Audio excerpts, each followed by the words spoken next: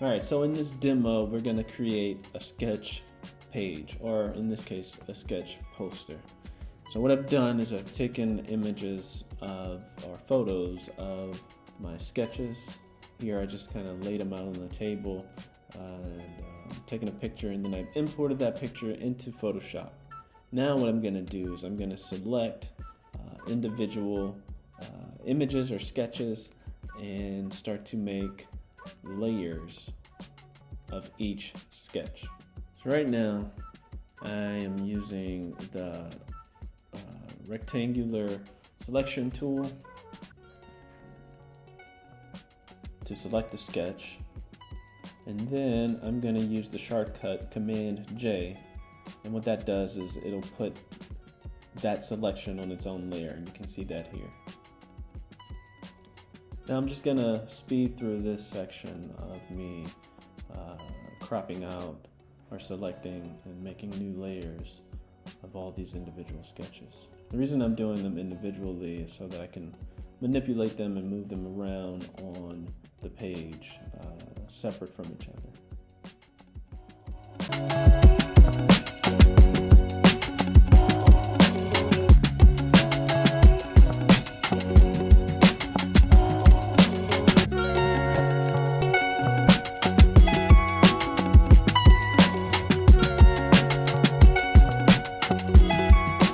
Okay, now that I have all of my sketches isolated to their own individual layers, I'm going to copy and paste those layers into a new file. This particular file has a canvas size of 11 by 17, but we will be making 18 by 24 posters. But here you can see that I can move these sketches around as they're on different layers. You can do that pretty easily by clicking and dragging, but if you want to rotate or scale things up or down, then you need to use the transform command. The transform command can be found under edit, or you can use the shortcut Command T, and that will give you the little anchor points to manipulate the sketch.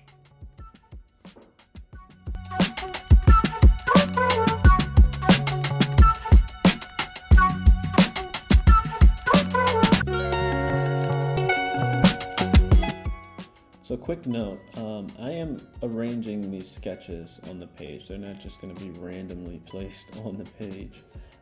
And typically the rule of thumb is to have your more developed concepts larger on the page, so you're creating a hierarchy. Those sort of thumbnails or more iterative sketches can be a little bit smaller because they're not as important.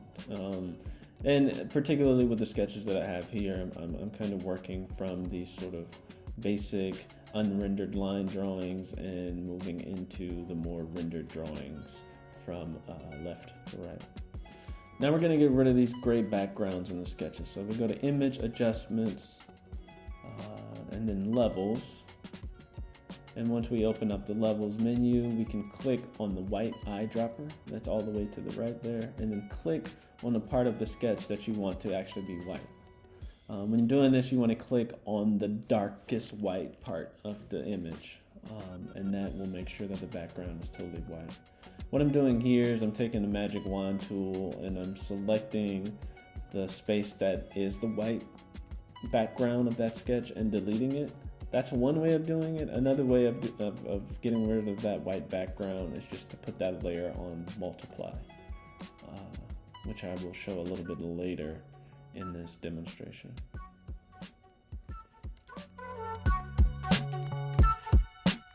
So I'll just continue to go throughout the page and get rid of these sort of paper gray backgrounds and turn everything into white backgrounds.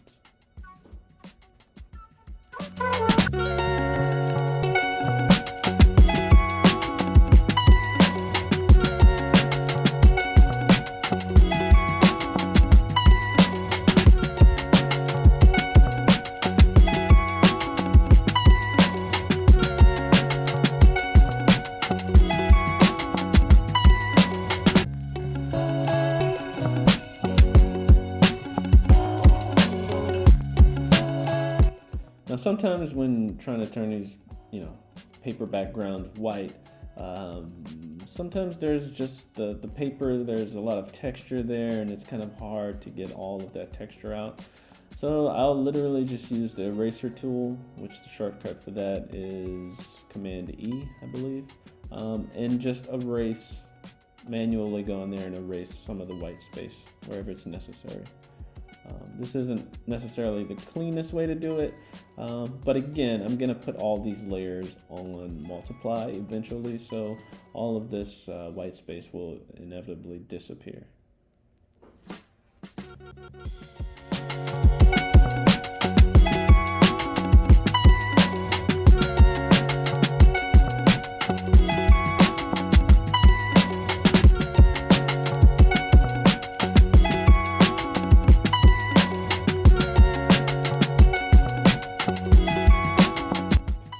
Also, when doing this, now is the opportunity to modify your sketches. Maybe there's a part of a sketch that you did in paper that you don't want to show on this sketch page, so you can just erase those things.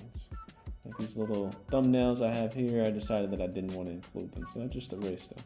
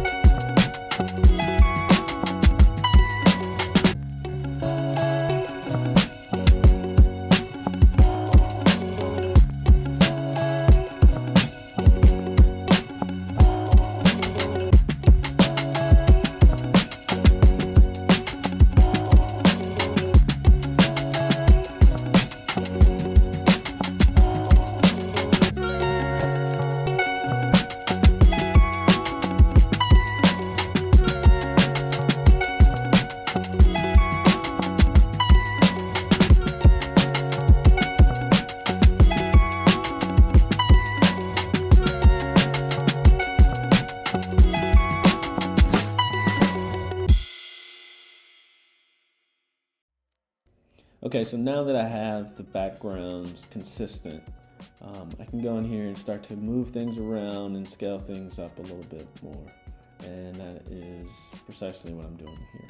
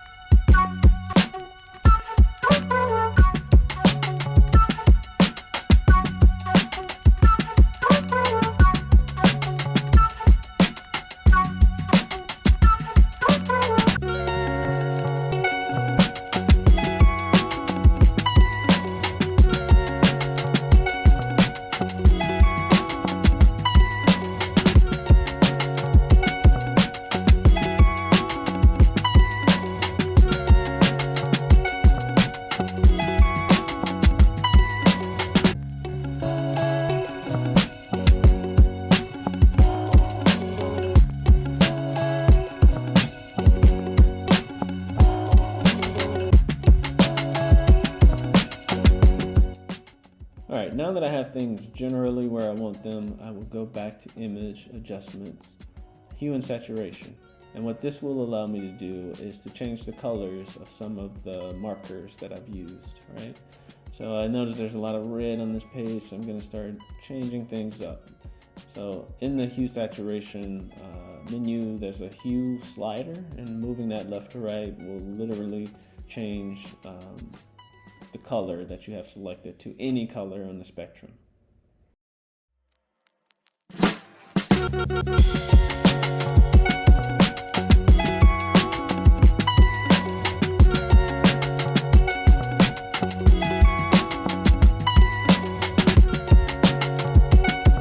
And now that I have the colors that I want and the sketch generally where I want it to be, I think we can go ahead and conclude this demo now. There's still a bit work to do, but I think you get the gist.